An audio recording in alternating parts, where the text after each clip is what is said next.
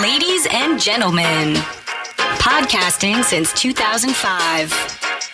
You're listening to Gamertag Radio with your host, podcaster Hall of Famer Danny Pena, the always opinionated Paris Lilly, and from outside of the norm, Peter Toledo. This is Gamertag Radio.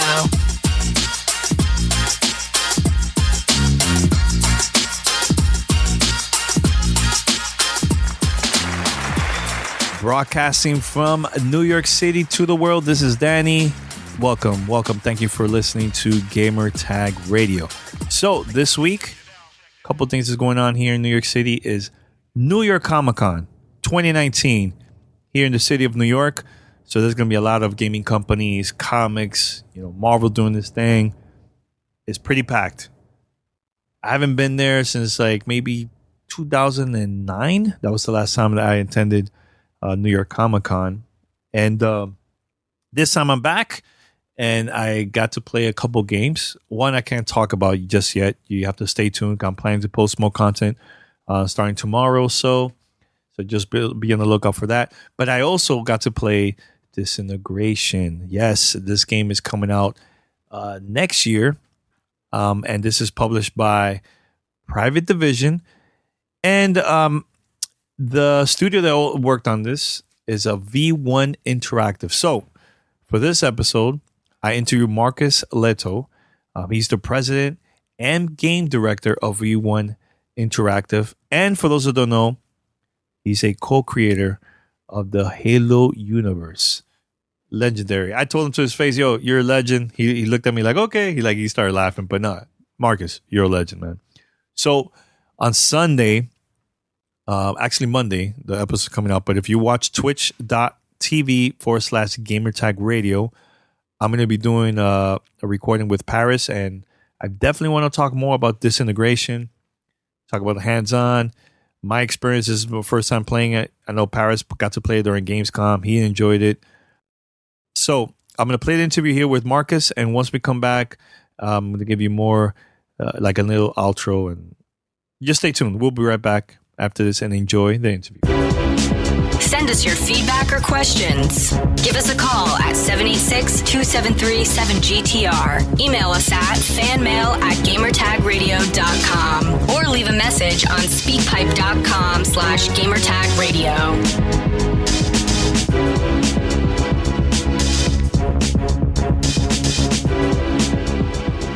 I am Marcus Lehto. I am the president and creative director of V1 Interactive. Legendary, by the way. Okay. Thank you. But Paris says hi. I know you guys got hi, to Paris. meet. Yeah, it was great talking to Paris. He's a fantastic guy. Yeah, he was telling me, dude, you're going to enjoy this game. Watch, you're going to pick it up super quickly, easily. And he was right. The whole time I picked it up, no problem. And we were kicking butt at first, and then we lost 2 games. Yeah, well, that's one of the things that we set out with the goal of making sure that when we build this game, that while we're asking the player to do something completely different outside of the realm of what they're used to doing with any first-person shooter, that we could make it easy enough, fluid enough even, to like hop into and kind of get that that core gameplay mechanic and understand how it works. But to be honest with you, it was something that we weren't sure we were going to be able to pull off. Like it took us a long time to work through the iteration of those gameplay mechanics and figure it out in a way that we were confident we were going to be able to do this. You know the type of vibe I got from this? I remember playing Halo Combat Evolved first time. It felt special at playing it, the 2 analog, the way how you control first person. Yeah. I felt that kind of vibe with this because it's a new type of way of gameplay wise, for this type of game. So why was it so important to add it in the game, to make something different and new like that? Building a real-time strategy game as it started out was really fun. We quickly evolved that into this idea of putting the player in the seat of that camera and as a vehicle with weapons, that you could engage in combat, and you could be susceptible to combat from the ground up and taking you out of the sky. And giving that player that kind of cool omnidirectional movement of up, down, left, right, and fluid vehicle flight mechanics was something that we were really excited about as far as making that kind of a visceral experience for the player. But then slowing things down just a little bit, allowing the player to use that other component to the game, which is the ground units, and have them used tactically in gameplay. Allow the player to think about the game, each combat scenario strategically, where they can position those units properly. They can flank with their grav cycle and support those units or tackle the enemy forces. They can use each one of those units has a unique ability, kind of like a chess piece, that can be used just perfectly in the midst of combat to create an amazing experience for the player overall. For those that are not here, the listeners, you could tell us about the demo that you have here. Yeah, so what we did, what we're showing today, we showed it's a multiplayer mode called Retrieval. It's kind of like Capture the Flag a little bit, where it's a 2-round based objective mode where at the beginning, the offense team, their job is to actually take their crew into one of 2 different locations where they can pick up an energy core. Once picked up, that energy core has a finite lifespan and begins to overheat, and they need to deliver that into enemy territory within that time frame in order to score. Kind of like Capture the Flag in that way. But there's that unique twist of the flag, or the core in this case, overheating and having that lifespan in which you need to deliver it. On the other side of the fence is the defense, making sure that they stop that core carrier from actually running into the base. So they present that defensive wall against them. And they also could get hurt if they stay close to the yeah, right? So the core, once it goes critical, can explode, will explode, and it'll take out anybody within radius of it, both friendly and defensive. Yes, so that'll happen several times. So it's a really neat twist on the mechanic of the gameplay. And of course, we're pitting 5 players against 5 players, each of whom can pick a particular crew. A crew is a grav cycle and pilot, along with anywhere from 2 to 4 ground units each, of whom have unique abilities assigned to them. So each crew plays a loose role in combat. Some are more like a healer class, where they can hold back a little bit further, snipe from afar, but swap to their healing weapon, keeping their teammates alive. And some are much like a heavier tank-like crews that can be right up there in the front of combat, throwing down grenades and nukes, and have tanks, literally tanks, like big, huge ground units who can slam the ground and destroy other enemy ground units as well. So this is my first time checking out the game. I know you had a quick little presentation about the multiplayer, but one thing that I've been thinking the whole time is, why Disintegration? Why that name? It actually means a lot to our game on 2 fronts. Okay. One is just the visceral aspect of disintegrating, blowing stuff up everywhere. This is one of the pillars of our game, is making sure that the game feels really great when you're playing it, that you're affecting not only the opposing force, but the world around you as you play the game. So you're blowing stuff up left and right, having a great time. In combat, and then after combat, you get to see the story told by the environment and what's left of it, of all the crumbled concrete facades and that kind of thing. The other part of it is the characters of our game are set about 150 years from now, where humanity's really struggling, and in order to survive, they've actually integrated their human brain with a robotic armature. And initially, that's a great way to survive. And it's what humanity kind of embraces as that means of survival to get through this dark period of time that we're going through. But quickly, within that time frame of integration being the thing that is our means of survival, those who are integrated stratify, and they break. So there's a whole group that breaks away and militarizes themselves. They call themselves the Rayon. and they have gone onto this post-humanistic trajectory where they don't want to be human anymore. But that's not what everybody wants, and some of us break away from it.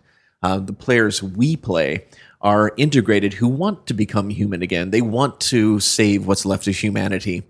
And so their job is to actually go out there and disintegrate the Rayon forces. So that's the other meaning of it. I can't wait to play the single player, man. So can't wait for that. Yeah. So I know you guys announced it during Gamescom. It was playable there. It was also playable publicly, right, for the fans during PAX, right? So yes, we allowed the fans to hop on and play at PAX, which was great. We had a lot of repeat players coming through, and that's what I was going to ask. Like, how was the reaction from? We had a great reaction because we were worried about that initially. We were like, okay, we got some good response at Gamescom from press who are well trained and they understand how to kind of like absorb the mechanics and think about it and really respond accordingly. At PAX, we're going to get anybody coming in and playing the game, and we're really curious to see what that kind of reaction would be from fans who we might come from all walks of life. And what we experienced was something that we didn't anticipate, which was this like groups who would come in, play the game, get hooked initially, come back time and time again, and with friends now, so they could actually play as a team. And talk now smack. they talk smack, and now they're talking strategy, and they're winning, and they're coming back again and again. And we had some folks come back 12 times to play the game, which was amazing. So That's awesome. It was really, really fun to watch, and it was a great boost for us on the development team to see that kind of energy and that kind of excitement around the game.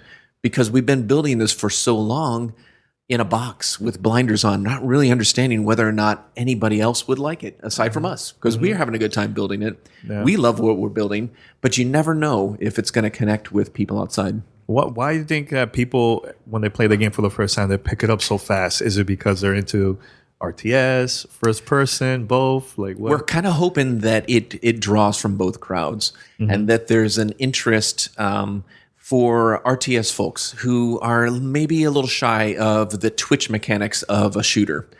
Our game is not that.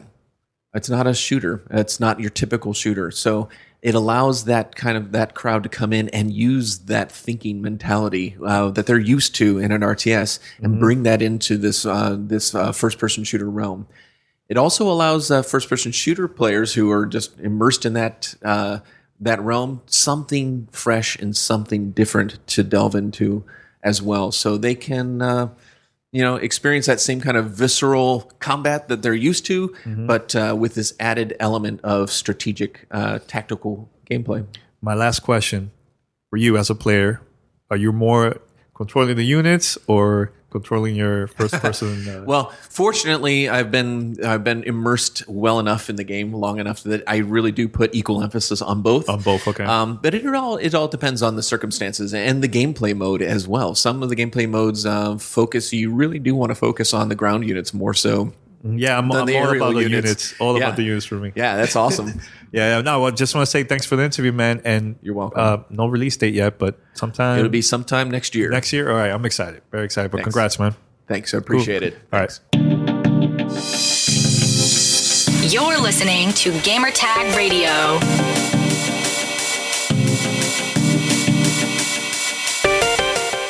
All right. So that was my interview with Marcus Lehto.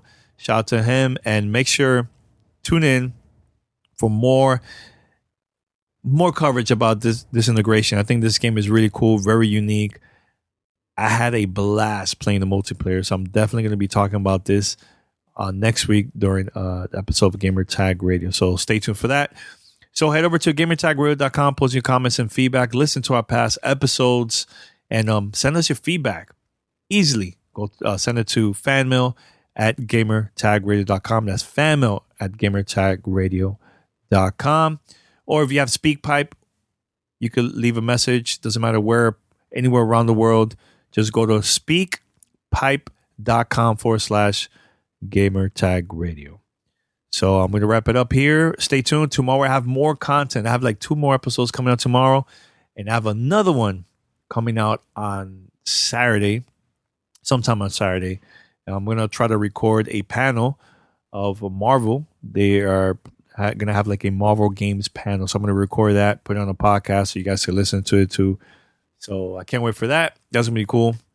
And that's it. We're going to be joining New York Comic Con. If there's any listener that's attending New York Comic Con now this weekend, hit me up, Danny@gamertagradio.com, or hit me up on Twitter. Just look for Godfrey or Danny Pena. Hit me up. Let me know you're going to be there. We could do a little quick meetup, take some pictures and all that stuff. All right. All right. So thank you for listening. Until next time, take care. Peace.